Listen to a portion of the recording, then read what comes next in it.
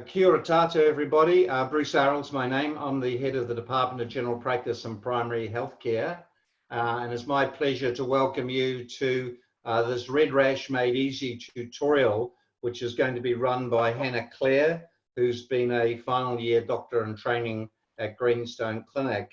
And when we were planning this, I said, would you like to run it? And she, I thought very sensibly said yes, because the best way to learn is to teach. And I thought actually one way of learning any material would be to imagine you're having to teach it tomorrow to 100 nurses or doctors or whoever, healthcare professionals, colleagues. And I think it would sharpen up your learning a little bit. So I'm just going to talk for a little bit, and then Hannah will take over and run you through the tutorial. She's taken the Red Rash Made Easy slide set and she's added quite a bit of sizzle to it. So I think you're in for a treat. So next slide, Hannah. So this is me. Next slide.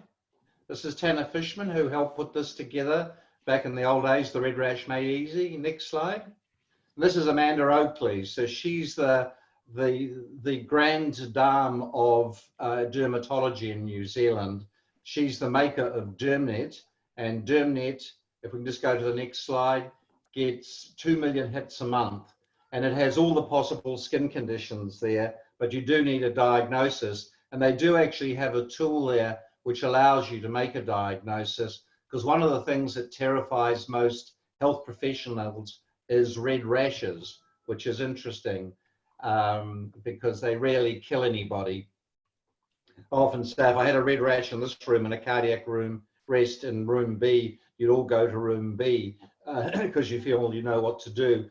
Well, we're hoping by the end of today you'll learn to go through the red rash map and so what's the location, what are the symptoms, what does it look like? That's the diagnostic sequence. So if you can just hold that sense of panic when you see a red rash or a skin lesion, then I think you will be good at doing this. And unless you're a dermatologist, this is the sort of skin stuff you're going to see. So if you're a surgeon, this is the stuff you're going to see. If you're a pediatrician, this is the stuff you're going to see. So next slide. So this is the Red Rash Made Easy map. You'll be being sent out today, or you may have been sent out yesterday, a copy of the book. The doctors in training should all have a copy of the book. If any of you want a copy of the book, email me, bruce.arrell@auckland.ac.nz. Next slide. This is the classic locations in an adult. So there's only 3 or 4 things that are very common, but so if it's in the foot or the axilla or the scalp, there's only a few things you need to think about. And what's interesting, things that don't turn up in the Red Rash Made Easy are usually vasculitis. So when we're not sure what something is, it invariably turns out to be a vasculitis. So the 5% that aren't on the Red Rash Made Easy, where you sort of need the dermatologist, they're usually a vasculitis, which are often self-limiting anyway in our experience. Next slide. That's the child. It's slightly different set of conditions in children. This isn't the rashes of acute viral things. So these are chronic, non-acute would be a better term for it. So next slide. So that's the map again. So it's a map rather than an algorithm. And just remember there's a little gap over on the left-hand side, not always itchy. And remember, if it's very itchy, there's only 4 things. And Hannah will go over that today. So if it's very itchy, you can drop down to the 4 very itchy things. If it's not always itchy, then you go to the other things. Next slide. Okay, so handing over to Hannah now. And if you've got questions, put them in the chat box and I will endeavour to answer them. Over to you, Hannah. Cool, thanks for that intro, Bruce. So hey everyone, thanks for joining me and hopefully bearing with me as I stumble my way through this tutorial. So how I thought we'd run it is it's basically a series of slides with pictures of different skin conditions on it. it'll sort of be, what do you think the diagnosis is, and what do you want to do about it? Some of them are pretty straightforward, some of them are less straightforward. And so every time a new picture of a skin condition pops up, I just say, if you want to take a guess about what it is, stick it in the chat box. I can kind of see the chat box, but Bruce will be keeping a better eye on it. And yeah, I think this will probably run better if everyone,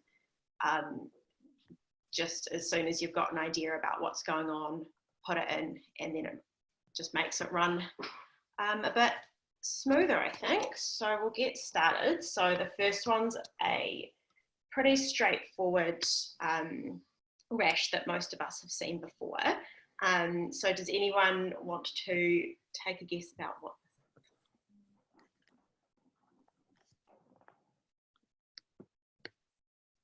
Yeah, so someone said meningococcal. Karen's gone through this quite well already.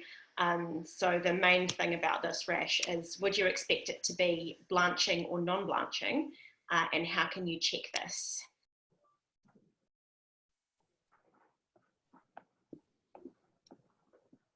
Someone says non-blanching. How would you check it?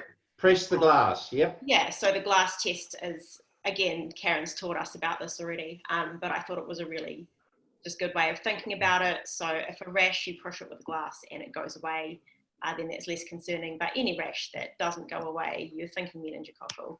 And in primary care, if you're presented with this rash, what are you going to do about it? Oops.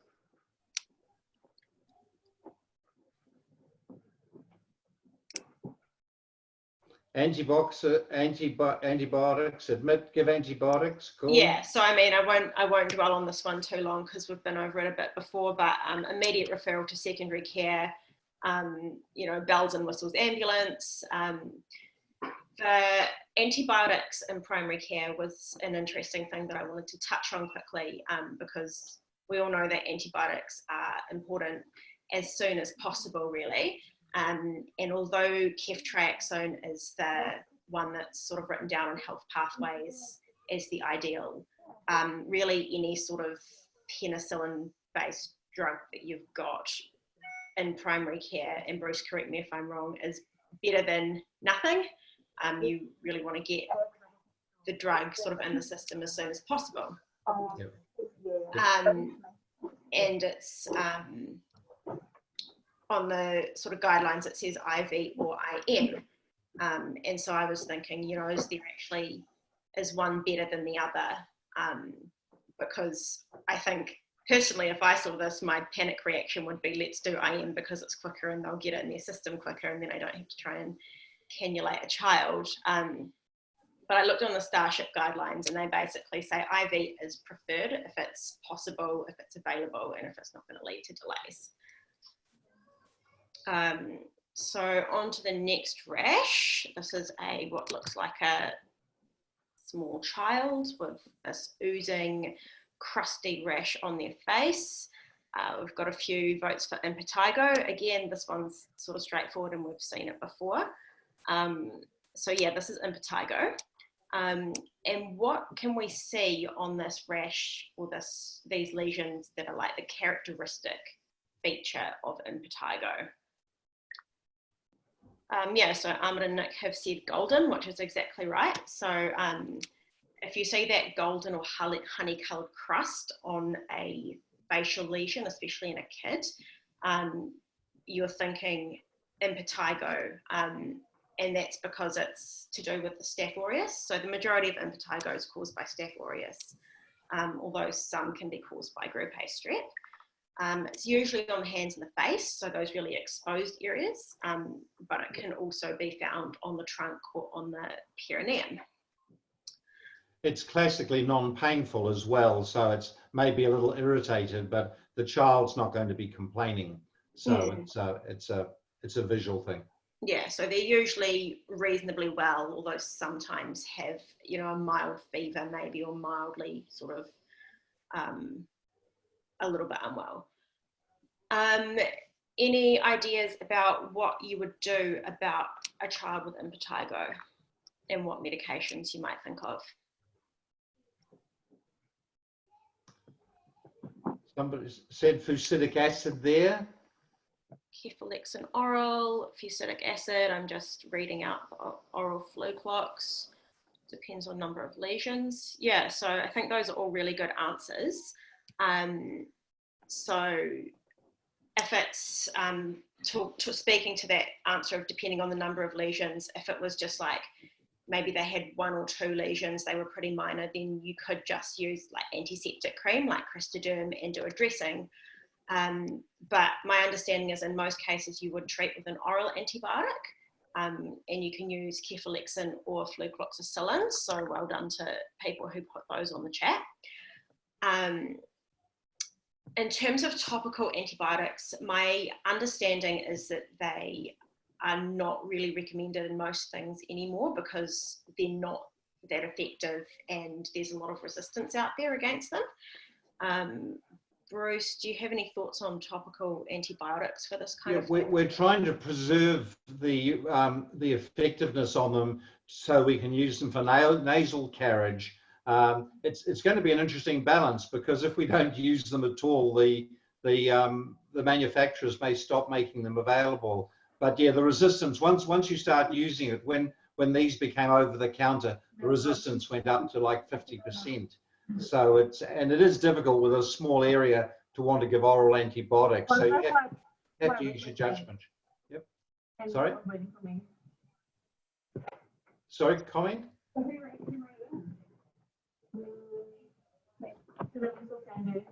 Can't hear you very well there. Is that Hannah talking? It's not me.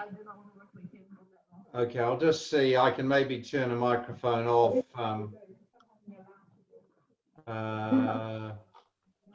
Yeah, you can mute everybody if you're the host. Yeah, I'm just seeing where I do that. Except I don't want to mute Hannah, that's all. Someone's got their microphone on. Could you turn the microphone off, please, if you're not asking a question?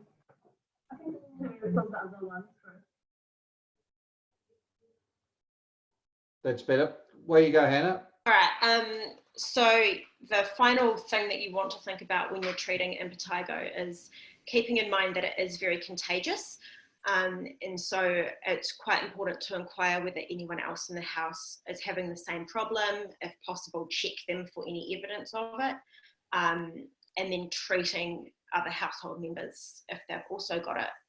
And then also just doing a little bit of education about household hygiene.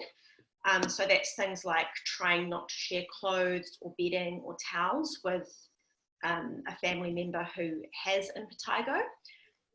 Someone on the chat has said bleach bath, which I think can be a treatment option if someone's got sort of widespread impetigo, can sort of help with those symptoms. And yeah, just sort of the importance of keeping everything as clean as possible and trying not to spread the skin infection. Bleach is classically used for infective eczema. I guess if a child was getting recurrent impetigo, you might want to consider that. Yeah, it's actually recommended on DermNet as something that can be an option for impetigo as well. Good. Okay, so moving on to the next case. Anybody got ideas about this picture? So bearing in mind it's very painful and it's just on the left-hand side of the face. Yep, we're getting it. Got a few calls for shingles, which is fantastic. So that's exactly what this is. And I was wondering if anyone knows what's normally the first presenting symptom of a shingles infection. Taking guesses. Getting a lot of pain. Someone has said the Hutchinson sign, which I don't even know what that is. Bruce? No, it's a new one on me.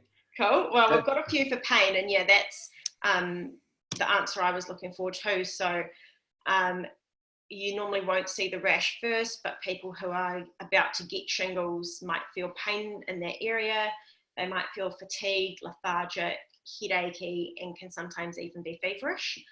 And so anybody got suggestions about how to treat this problem? Someone said acyclovir, antiviral, valacyclovir. So yeah, if possible, if you suspect that a shingles infection is happening, then ideally you can even treat before the rash appears. But regardless, valaciclovir orally 1 gram 3 times a day is sort of the recommended treatment. And then just a short word on eye involvement. So when the herpes virus reactivates in the trigeminal nerve, and specifically the ophthalmic branch, you can end up with this thing called herpes zoster ophthalmic, to do with the eyes.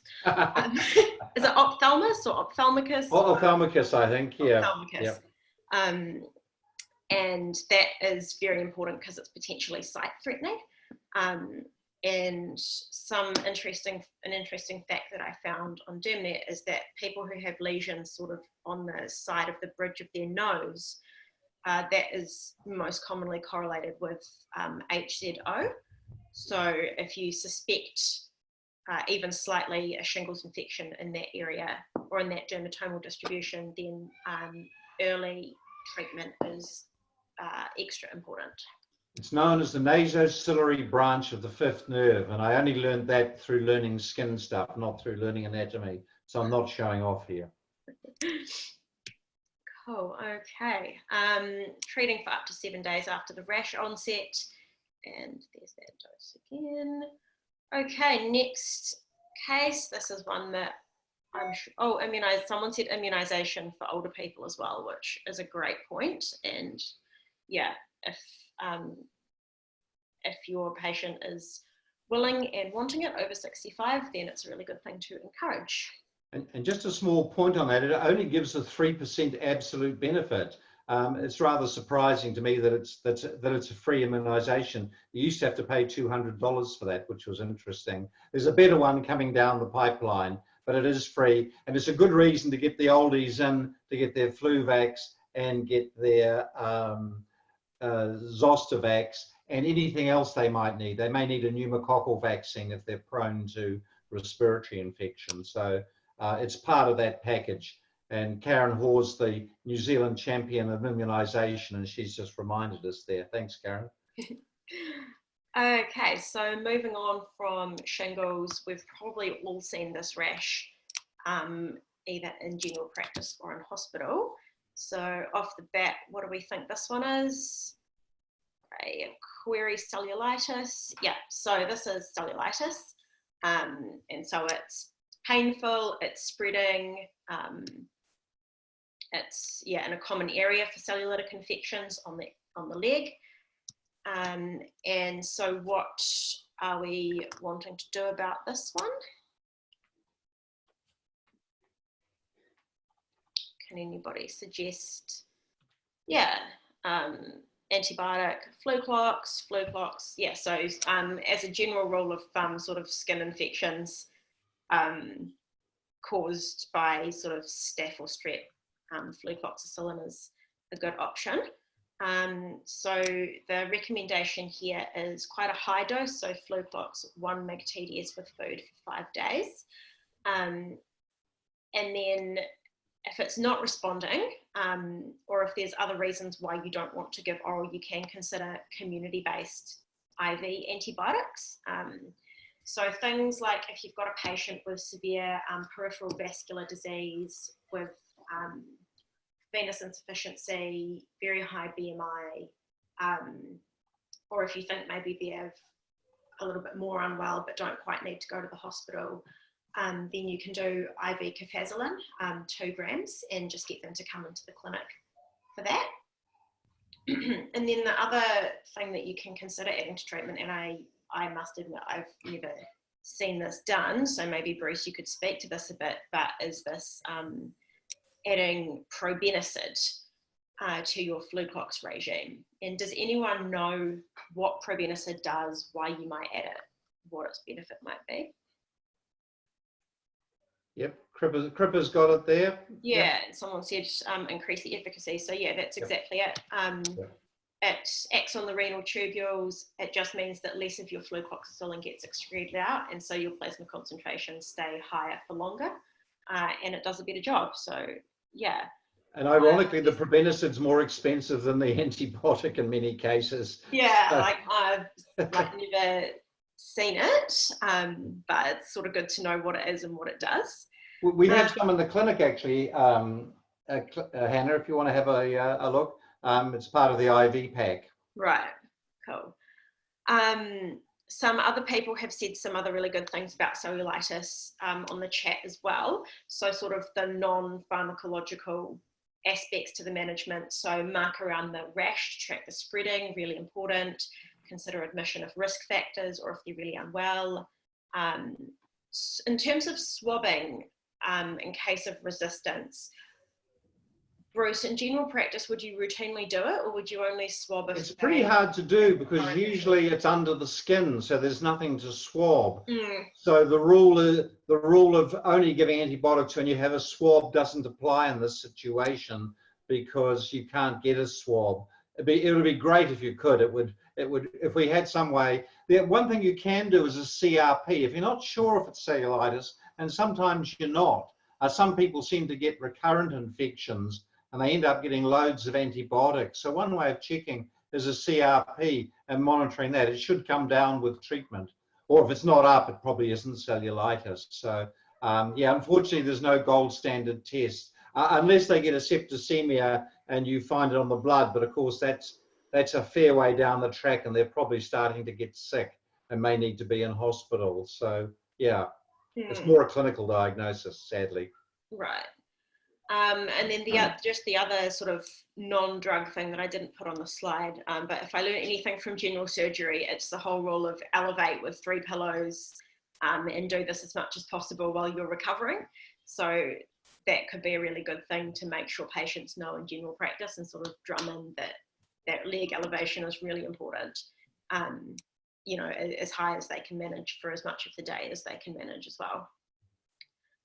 All right, so next case, you've got this rash in the elbow crease and someone comes to you with this problem. What questions are you going to ask?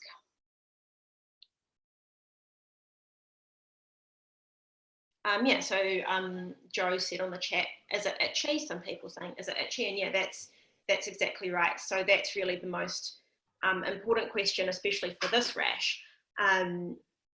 The tricky thing about this one, I think, is that it's sort of in the elbow crease, which is like a classic location for eczema.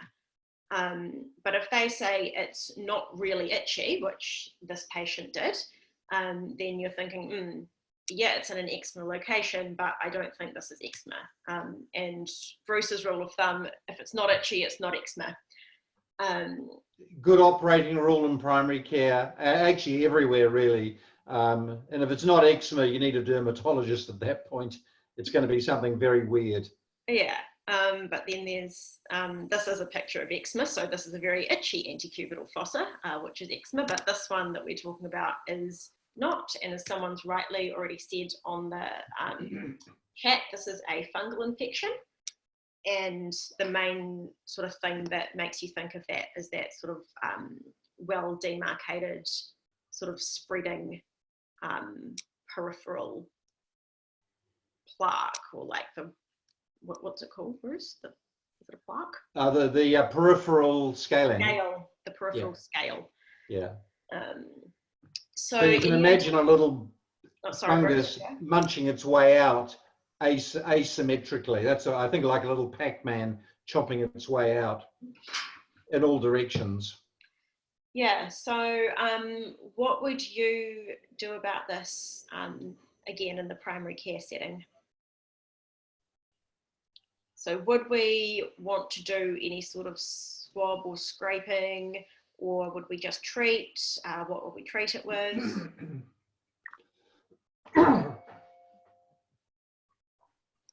Yeah, so someone said miconazole cream. Someone has said do a scraping. So I think in this case, it sort of looks like a fungal rash. It's not over a huge area of the body. So my understanding is that something like this, you could probably safely just trial an antifungal cream like miconazole. And you normally need to use this for about 2 or 3 weeks to really get on top of it, and to stop it from coming back straight away.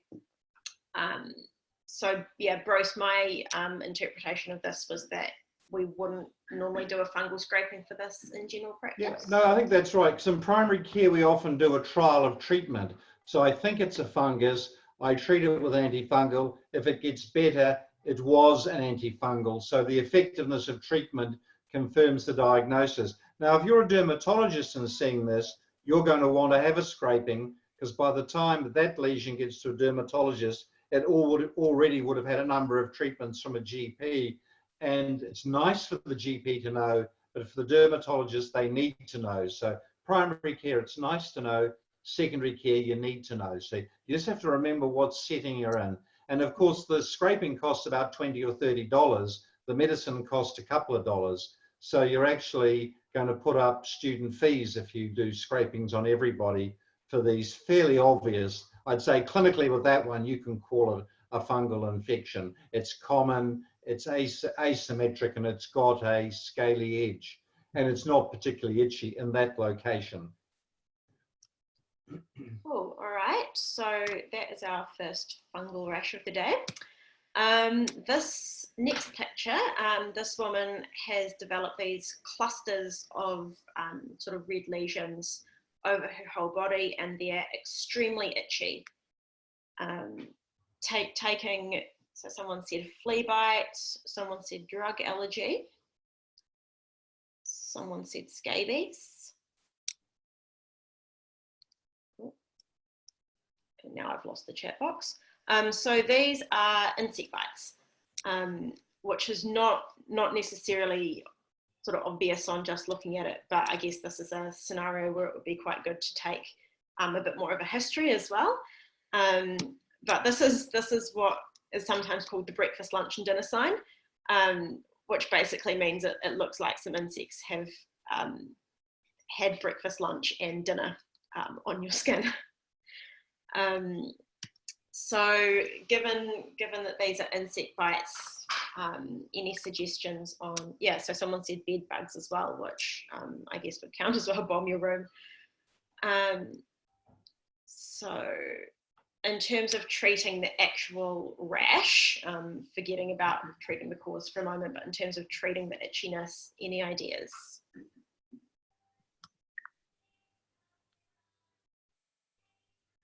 So 2 top suggestions on the chat are antihistamine and hydrocortisone.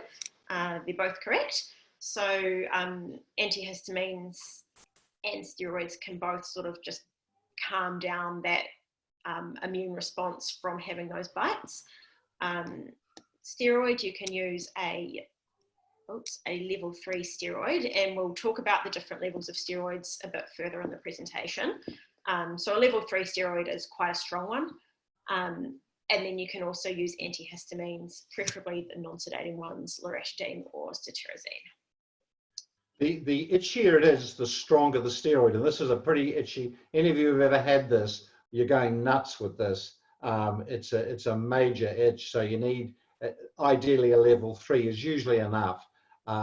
So hydrocortisone wouldn't be enough for this. You have to go up to a level 3. Bruce, do you know, with this particular patient, do you know where the insect bites came from or why she ended up with them? She was in a student hostel in Copenhagen. She's a friend of the family, so there's a personal connection there. So, and of course, those sort of dormitories are fairly prone to getting bed bugs. So, you know, there's a bed bug when you've got this condition. So they're bombing the room is probably a good idea. Changing the sheets, changing your pajamas, all those sort of things would be quite important. Changing the mattress if you can. Okay, so next red rash is this one.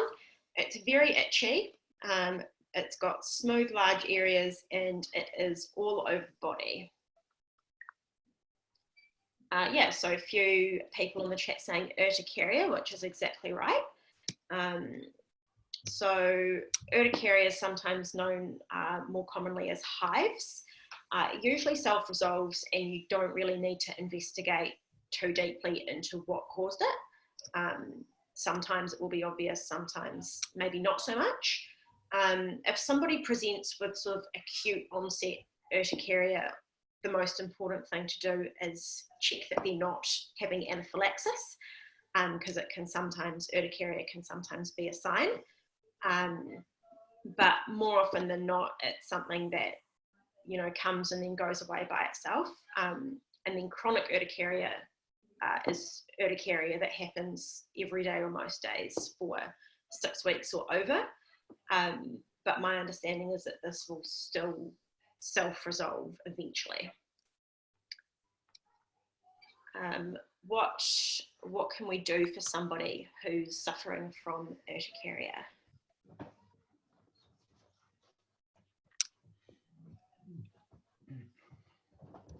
Yeah, lots of votes for antihistamines, pretty straightforward, and again, just the non-sedating ones if possible.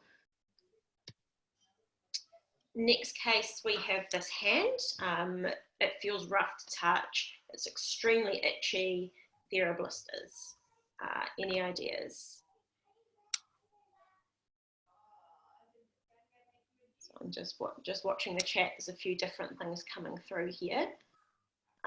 We've got some votes for scabies and some votes for eczema. When I first saw it, I also thought it was scabies, but this is in fact eczema. It's got 3 different names that it can be known by, so hand eczema, pompholyx, or dyshydrotic eczema, or as we all know, dermatitis is also another word for it. So this is pretty uncomfortable for the person who's experiencing it. What would you guys be doing about this in primary care?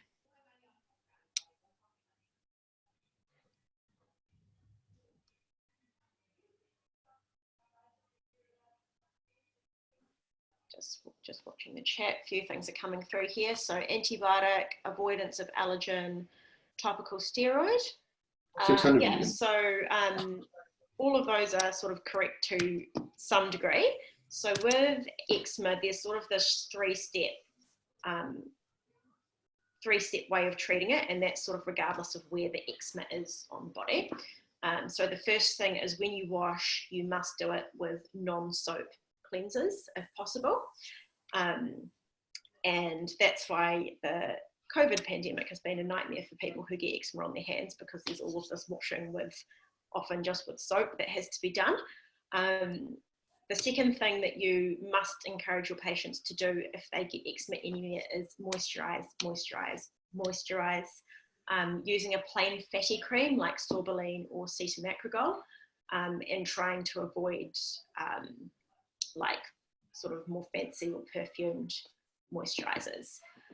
And then finally, as somebody said, yes, you can use topical steroids to really calm down that itch and calm down the acute inflammation. And again, on the hand, you're wanting to use quite a strong steroid. 2 options that we commonly use are betamethasone valerate, which is trade name Beta, or mometasone, which is commonly known as Alicon. The steroid sort of ladder that we talk about, I'll just show it quickly here. So you've got your 4 groups ranging from mild to very potent. In each group, there are a few different options. Sort of the advice that I've been given is from each group, pick a couple that you like to use and generally prescribe and stick with them. There's not a whole lot of maybe difference between each steroid in each group. And then the other thing that I've noticed is that group 1 steroids like hydrocortisone are quite common. Group 3 steroids like betamethasone or mometasone are quite common. And I haven't seen a whole lot of use of group 2 steroids in general practice. And then finally, the group 4 steroids tend to be the realm of dermatologists rather than general practitioners. Just going back to the treatment of the hand eczema for a bit, somebody suggested antibiotics, and the recommendation on this is you don't sort of routinely need to give antibiotics for eczema unless it is sort of obviously infected or cellulitic, or discharging pus or anything like that. Yes, I think keep the antibiotic gun in the holster, as I say. This hand will look a lot better. A couple of days of steroids, and that hand will look really good. And it's worthwhile just keeping your powder dry, as people say, and just seeing what happens. Unless it's obviously, just an absolute mess and the patient's in pain. Pain obviously would be a real red light, and you may want to admit a patient who had pain in the hand. Hand infections are quite serious things, so the hand is tiger country for infections. But if it's just itchy, then I would go with a strong steroid, and you'll find it gets better. Karen's just put on the chat here as well, going back to the steroid ladder, that group 2 steroids are quite common in children with moderate to severe eczema, so that's probably where that group of steroids comes into its own a bit more. Yep. And a comment there about the face. It's okay to put potent steroids on the face, but you do have to watch the duration. So again, Karen's got a good suggestion there of using the group 2 for children. And then just finally, no one's brought up antihistamines, but there is sort of this possible use of them if you've got maybe a child who's really itchy, and especially if you use a sedating one like Phenergan, it can sort of help with sleep, help with the distress that's associated with the itching and the discomfort, but they're kind of not a routine part of eczema management. Right, so moving on to the next slide. Little bubba, very itchy, sort of rough feeling skin. What's this kid got? It's not a trick question.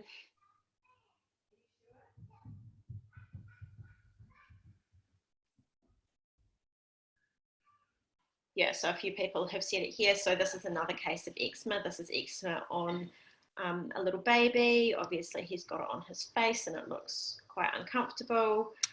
Management, as I said, follows the same basic principles regardless of it, whether it's on the hand or on the face. So wash with non-soap, moisturize, steroids. We've spoken a bit already about steroids on the face, and they are okay on the face in short courses. So you want to make sure that people know that as soon as everything's cleared up on the face, you stop using the steroids. But it is all right to prescribe something stronger than just hydrocortisone for the face, except on the eyelids, because the skin there is extra. One of the traps, and I've had it happen a couple of times in my career, is people kept getting repeat prescriptions for topical steroids, and then they start to use on the face because it helps with little irritations on the face and makes them look better, and then they end up with steroid damage. So just be careful if you're doing repeat prescriptions of topical steroids, that people aren't using them on their face, or if they are, only for short periods. So a trap for young players. Cool. Just a little note here about hydrocortisone butyrate. So it's a level 3 steroid, and we sort of think of hydrocortisone as being that sort of low potency level 1, 1%. But this hydrocortisone butyrate, is quite high potency, quite a strong steroid. So just a quick note to be aware that not all hydrocortisones are equal, and to make sure you know exactly what strength of steroid you're prescribing to somebody. Okay, next slide. This is rough and itchy. It's on the chest, it's on the hands.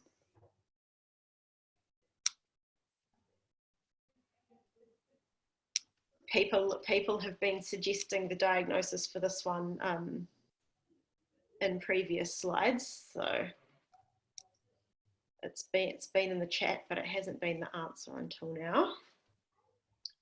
Yep. Yep, so I'm seeing some scabies, which is, yeah, that's what this is. And this was a bit of an interesting learning point for me because I tend to think of scabies as infecting the hands, but it can be on the hands, it can be on the trunk. It can actually be anywhere except I think it's not on the head or the scalp. Yes, so, and other than in children. Right. Very young children, it can be on the face, but in Right. for some reason, once you get a little bit older, it's below the face. Below the face. Yeah, so this is scabies. Basically, scabies is when you've got these parasitic mites, they burrow under the skin. When they burrow under the skin, you don't necessarily get a rash straight away. The rash can tend to show up more like 4 to 6 weeks after the initial infestation. And the rash is caused by a hypersensitivity reaction to having those mites burrowed in under the skin. So it's extremely itchy. It's usually worse at night, and it's transmitted by skin to skin contact. So really at-risk residences for scabies are anywhere where people are living in close quarters. So overcrowded homes, prisons, rest homes, and any sort of other institutional living situation can be a bit of a disaster. This is a picture of the burrows. So this is something that it's really important to look for when someone comes in with sort of itchy hands, itchy trunk, itchy limbs, and that kind of history. So there's sort of these like linear grey tracks, and then you can see like a little area at the end, which I think is where the mite is. Does anyone have any idea how we treat a scabies infection?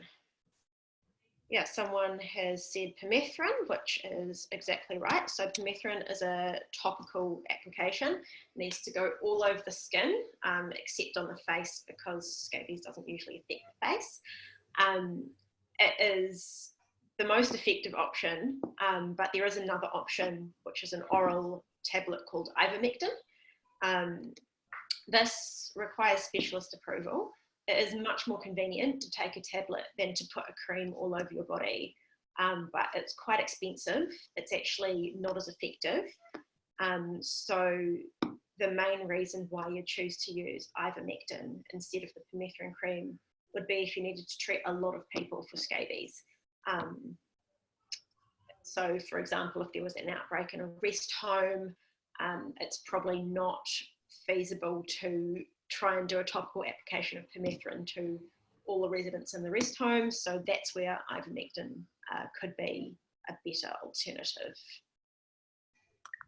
And someone here has said treat household members. So yeah, that's exactly right. And if you had a sort of a smaller family, then I think permethrin cream for all family members would be an appropriate option. Okay, next, rash. This one looks really uncomfortable to me. So does anyone know what we're seeing here? It's not itchy. It's all over the body. It's well demarcated, and yeah, people have got it already. This is psoriasis. And does anyone have any ideas about management of psoriasis for people? It's worth noting here, Hannah, that if you look at that, you can see the diffuse scale going right through the lesion. I mean, it's pretty obviously the purple thickened psoriasis, but you can actually see the scale there going across the lesion. And you can see how the skin, it just looks sort of thicker where those lesions are. So let's just check the chat. Someone's saying steroid and someone's saying vitamin D calcitriol. So generally the treatment is topical only. So emollients, so that's sort of your fatty moisturizing creams. And then you're sort of using a lot of different formulations depending on the areas. So for the extensor surfaces, you need an ointment, which is sort of fattier and greasier, stickier. If you're treating like the flexures or softer areas, you can use cream-based treatments, and then scalp psoriasis, which is actually the most common area to get psoriasis. You can have sort of a solution or a lotion. And then your topical steroids, betamethasone, and then someone said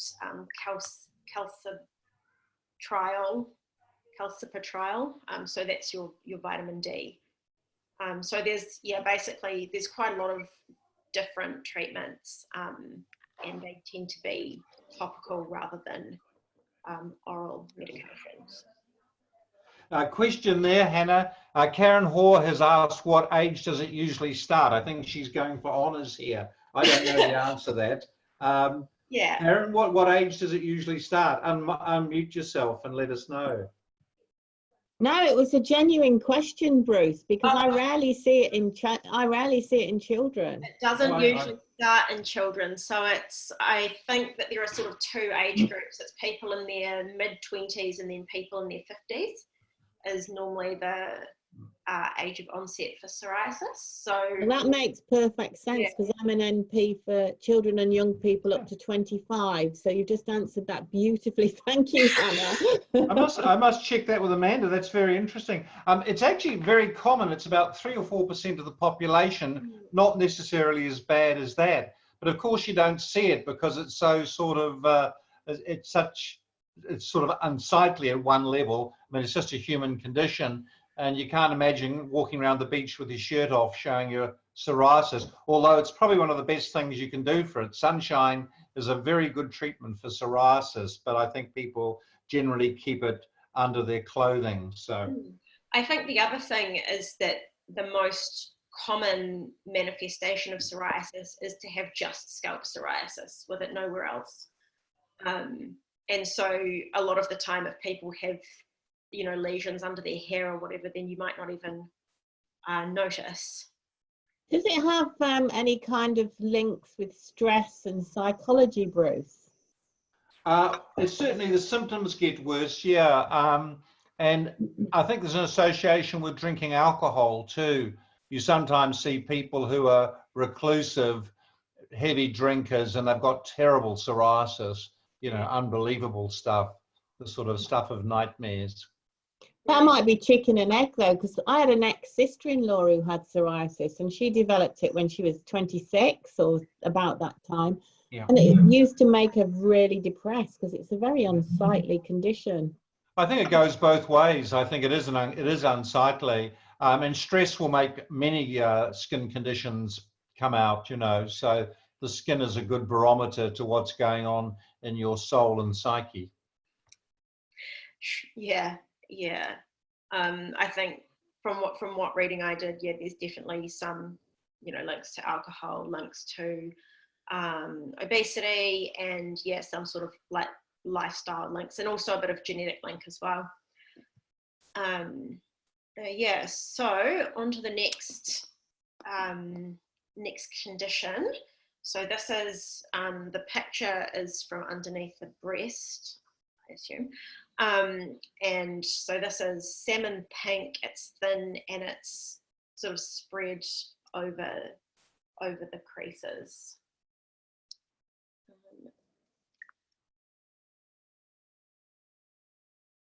So someone said tinea, a few other people have suggested fungal as well, and someone said interrigo.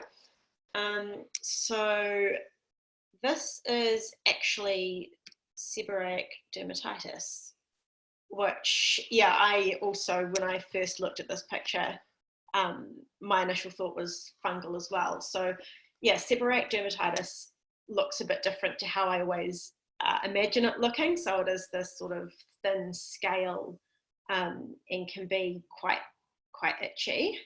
And then you can also see it like this man sort of in the crease of his nose there, you can see that the skin just flakes off a little bit. It's a little bit red, and he's got these sort of skin flakes in his moustache as well. So seborrheic dermatitis, the treatment is sort of twofold. So you normally give a topical cream, miconazole with hydrocortisone. So the antifungal is because there is thought to be kind of like a fungal component to this. And then the steroid is because there's also sort of a dermatitis, like eczema component. So it's sort of, yeah, it's sort of like half-half in terms of what's causing that particular skin irritation. And then this is, yeah, can be quite common, like around the scalp, around the face. So ketoconazole shampoo, which has got sort of an antifungal in it, can be sort of effective to stop that flaking itchiness of the scalp, which again I think is a really common place for this to first occur. Nasolabial folds are quite a classic place, and it's not a place that jumps out. You have to have a sort of bit of a look, so it's always something to think of. It's a pretty common condition. I'd say 3 or 4% of the population have it, so there's lots of it, and it's very controllable. It's not curable, unfortunately. Bruce, does it normally present with dandruff? Is that the sort of most normal place for people to be affected? I don't know. It's just one of the places. Of course, dandruff is very common, and a lot of people will have dandruff and not have the other ones. Again, I've seen people when they get stressed that this will come out. It does get worse with stress. So I can't answer that, Helen. I'm sorry. Hannah, I'm sorry. That's fine. So we'll move on to the next one.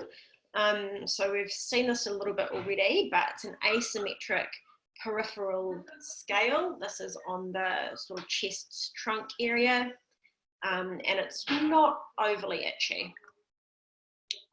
Yeah, and people have said fungal and tinea, so yeah, that's correct. So this is a fungal infection.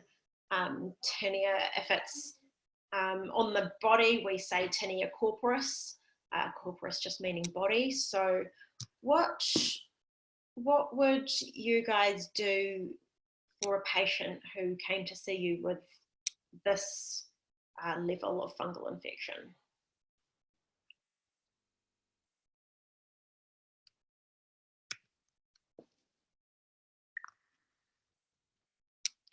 So someone said fluconazole tablet, antihistamine, steroid cream for the itch. So treatment of a sort of larger fungal infection, yeah, probably an oral antifungal is appropriate here, because it would take quite a long time to to like cure just with a topical treatment. It could be quite hard to sort of give someone enough topical treatment to be able to cover that big an area for 2 or 3 weeks. So this is one of the situations where oral treatment for a fungal infection could be quite appropriate. And general rule of thumb is if you're going to give someone an oral antifungal, then that is a good indication to do a fungal scraping, because you do want to be sure that you're treating a fungal infection before giving oral antifungals. So the drug of choice for this is something called terbinafine, and you should be taking this daily until the rash is all gone. But it's got sort of this very distressing side effect, which affects 1 in 500 people who take it. It's pretty random, but has anyone heard about this, or has anyone seen someone who's had a side effect from oral antifungals? Someone said liver. It's not what I'm thinking of.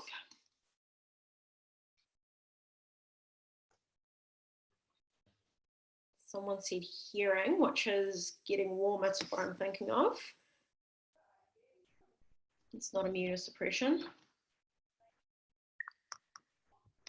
So the side effect that I'm thinking of is that you can lose your sense of taste with terbinafine. Yes, someone said taste change, so you can sort of have altered or lost sense of taste, and it can last for several weeks. And so that's obviously quite a distressing thing for patients. And if you do start a patient on terbinafine and they come to you complaining of this side effect, that's an indication to stop the drug immediately. It's not, oh, you know, that's a normal side effect, keep going. Bruce, what would you give somebody if they did have this side effect, but they still had the fungal rash? Is there a good alternative? Itraconazole, and you need the blessing of an infectious disease person or a dermatologist. So you can get the patient to pay for it. It's fairly cheap. I sometimes just get patients to pay for it. It's part of the antifungal stewardship that it's restricted. But itraconazole is a medication that has a lot of interactions. You have to stop things like statins because it can exacerbate the effect of statins to the point you start getting serious complications like rhabdomyolysis. The other thing I was just going to say was a comment. Someone mentioned using steroid creams on fungal things. Now, steroid creams will reduce fungal conditions, but it won't make them go away. It suppresses the activity.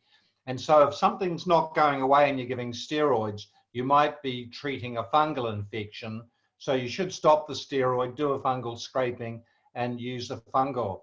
But always in healthcare, medicine, nursing, if the patient isn't getting better, review the diagnosis, review the treatment, because you may have one of those things wrong. Just don't keep doing things. People get in trouble with the Health and Disability Commissioner because they keep doing the same things for years sometimes, and they've got the wrong diagnosis and the wrong treatment. So we have to take a step back always with our work. If it's not progressing as we would expect it to, stop, rethink the diagnosis, rethink the treatment, get a colleague in our clinic. We do a lot of second opinions. We're always calling each other in. It's nice and social. It's educational. You're sharing the load. It makes clinical work a lot of fun. You're not working on your own. So that's an important point. There was a question about fluconazole. In primary care, you can only give a single tablet of fluconazole. I think it does work. It's not recommended as a standard treatment.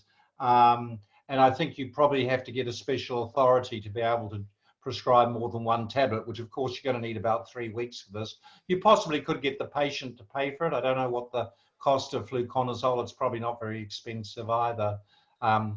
The other one that's not available here is griseofulvin, which has been available here and is available overseas. That's a pretty good one too. But terbinafen's pretty good. So yeah, back to you, Hannah. When I was in 4th year and we had to do our 1 day on dermatology, the dermatologist I was with was like, if there's one thing that you learn from today, don't ever put a steroid on a fungal infection. And that's pretty much all he said to me all day, and it is definitely all I learned from that day. So the take-home message I actually learned later on is, if you're going to put a steroid on a fungal infection, that's fine, but you have to be using an antifungal as well. So you should never be putting an unopposed steroid on top of a fungal infection. Good learning. Okay, moving on then. So this is the early presentation. Somebody comes to see you, they've got this sort of circular rash on their trunk. There's a few little other rashes around it, but the main one is sort of there in the middle. And then a little while later, it turns into this, which is this rash on the Langer's lines all around the trunk. Does anyone know what this is? We've got one there, yes.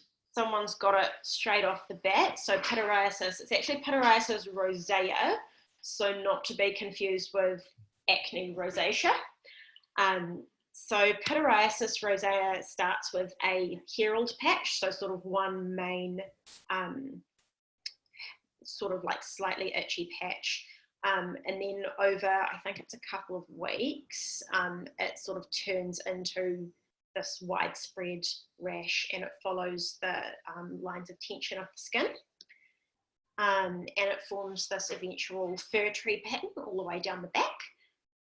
So it is triggered by a viral infection. It's usually not that itchy, although it can be. And it's most commonly seen in teenagers or young adults. It can last 6 to 12 weeks, so it can be there for quite a while, but it does normally self-resolve. In terms of actions in medications, you can offer an antibiotic, so either erythromycin or roxithromycin, and that is not actually for its antibacterial properties, but more because those macrolides can be sort of anti-inflammatory to a degree as well. So I guess, yeah, Bruce, you might have a bit more to say about that. Yes, there's quite a debate about the cause of this. You virtually never see it in people over the age of 30. So whatever causes it. But what's interesting, when the first trials came out, they said that at 2 weeks, people were completely better who'd got the erythromycin in that case. I wouldn't use erythromycin. It's a nasty medication in terms of GI effects. Roxithromycin is just as effective and much better tolerated. And I was telling Hannah, I phone up my patients, and if they do opt for the roxithromycin, they are always better at 2 weeks. It's quite dramatic. If they don't, it goes on for 5 or 6 weeks.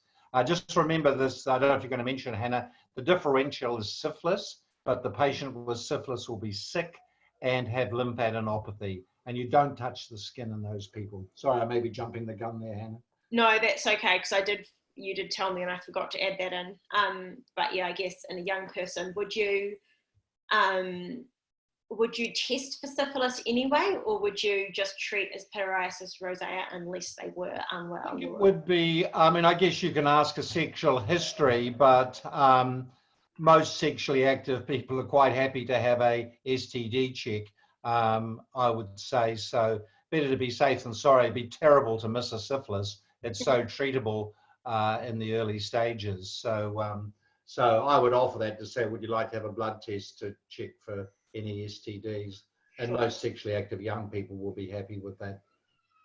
Cool. All right. So just in the interest of time, we'll move on. So this one's pretty straightforward. I will, acne. So this is sort of normal teenage acne vulgaris. I've just jumped straight to the treatments, but so you can do topical treatment. So benzoyl peroxide is a sort of a face wash. You can do topical retinoid creams. Doxycycline is sometimes used, sort of a 3 to 6 month course of daily doxy. But there's sort of debates about how useful that is, and obviously there's issues of antibiotic stewardship. If it's a young woman with this problem, you can use certain oral contraceptives that contains cyproterone, which is a type of progesterone. So like the Jeanette pill, for example, and that can just alter the hormonal balance and,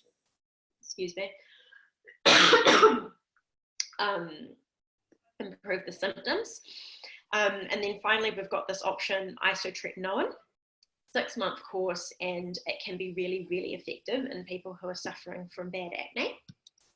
The NNT for isotretinoin is about 1.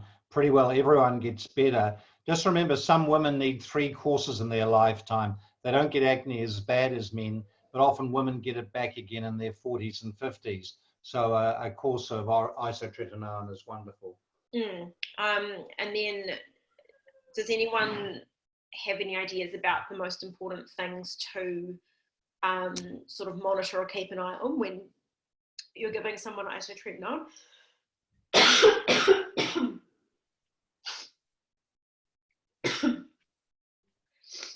Yep. I'm not losing my voice, sorry.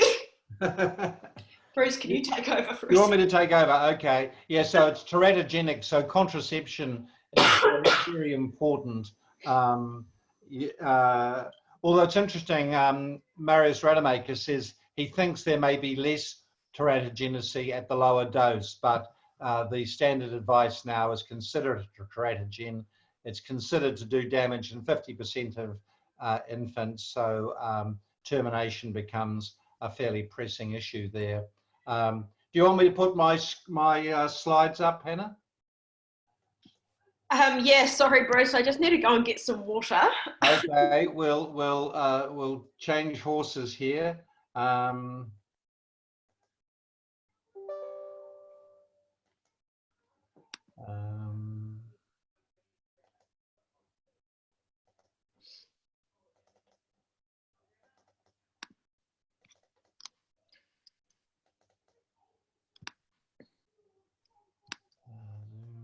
tutorial, Hannah Clare, red rash tutorial.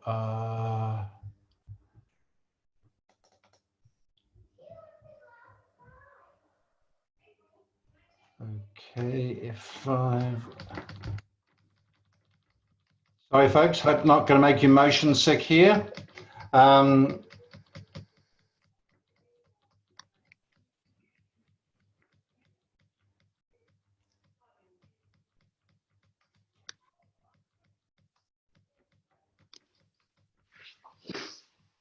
Just about there. Okay. You need to monitor lipid function. You can get high triglycerides. I've never seen it. It's very unusual for young people to have high triglycerides. Can you see the screen, everybody?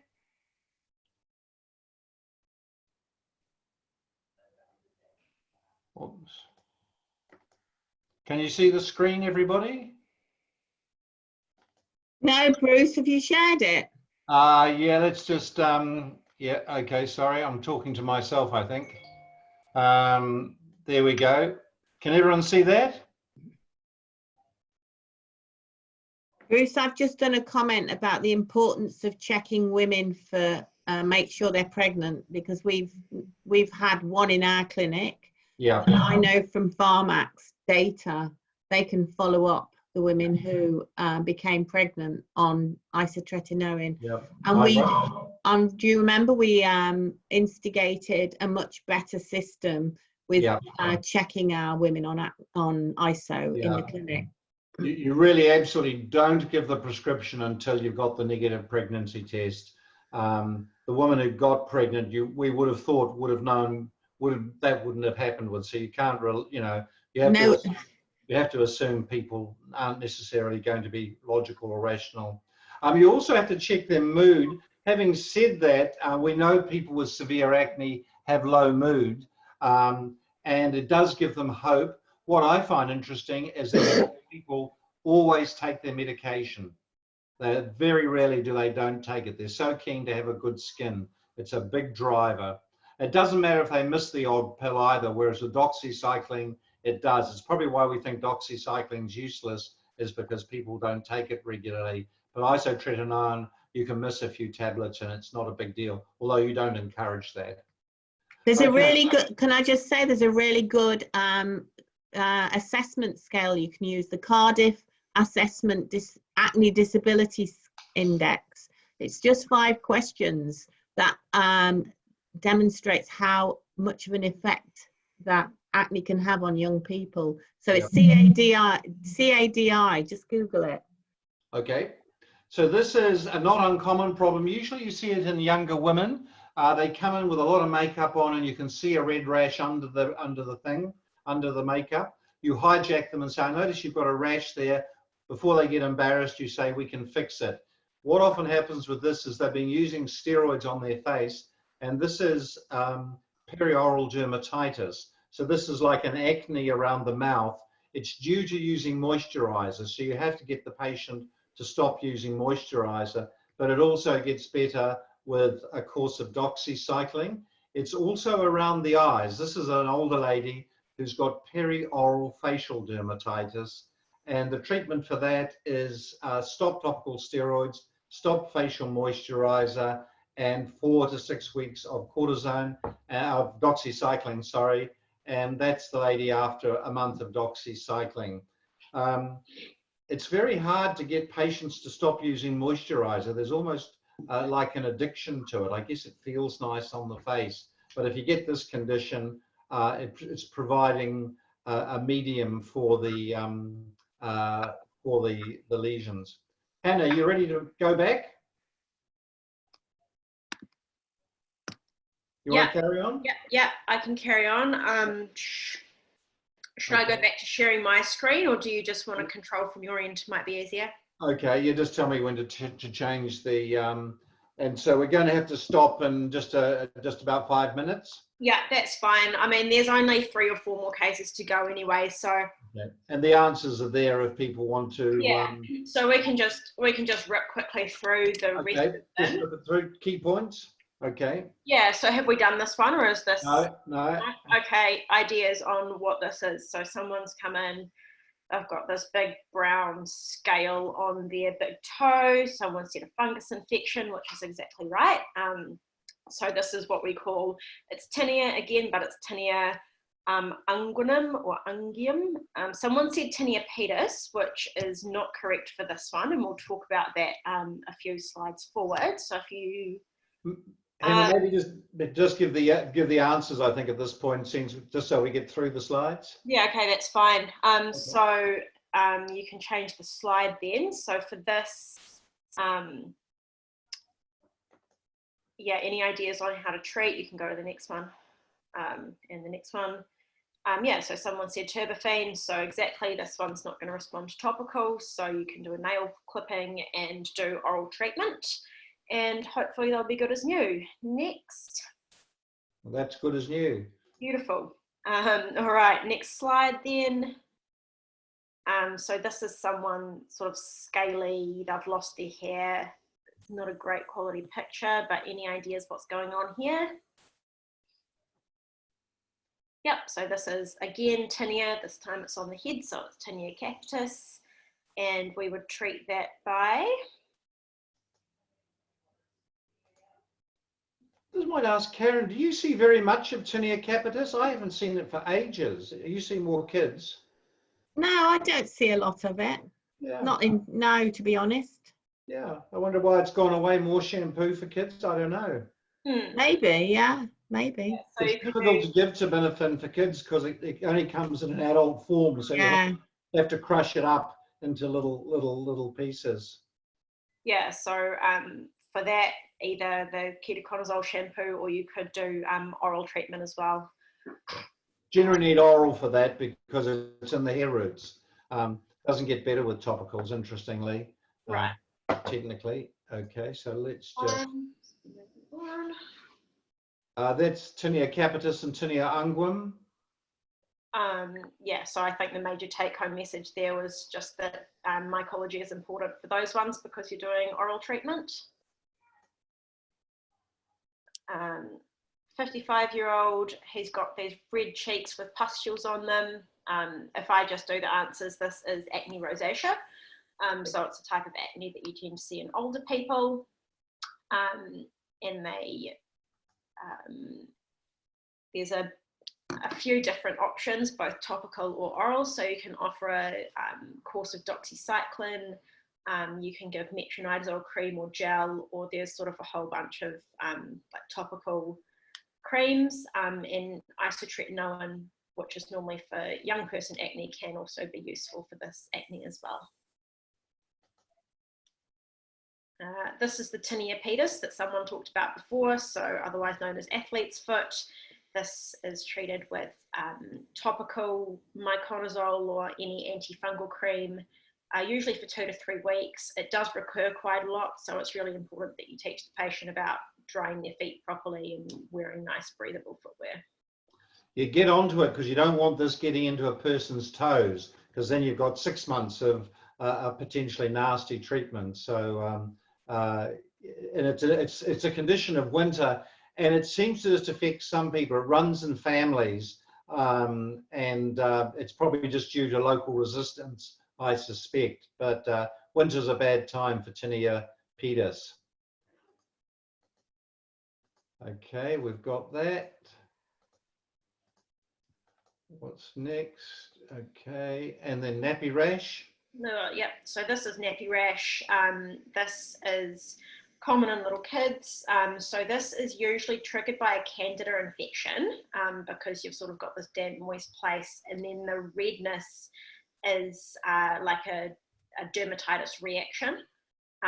So you can use miconazole cream to treat this one as well. It's got the satellite lesion, so sometimes you start off treating with a anti-yeast fungal thing.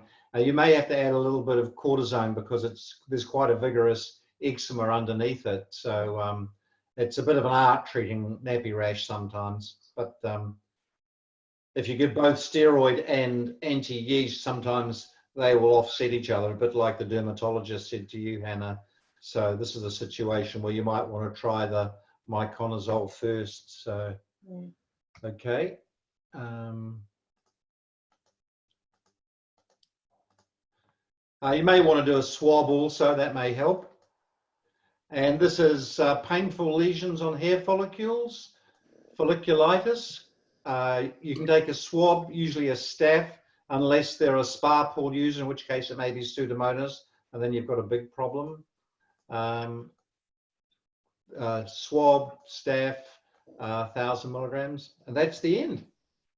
Easy as. Well, that was brilliant, Hannah. May I say, I hope others have the courage that you've had to take on a task like this, and I'm sure you would have got a hell of a lot out of this in terms of your learning. So, well done. Thanks everyone for participating in the chat. Certainly makes it a lot easier when people put answers up. So that was awesome. You guys made my job very easy. So we'll send out the YouTube link and we'll send you out the slide set in a PDF form so that you can do it. And thank you for your comments, Karen, a superstar again. So thank you very much. Okay. Thank you, Hannah. That was great. Yeah, well done. Really cool. Okay. Helpful. All right. Thanks, guys.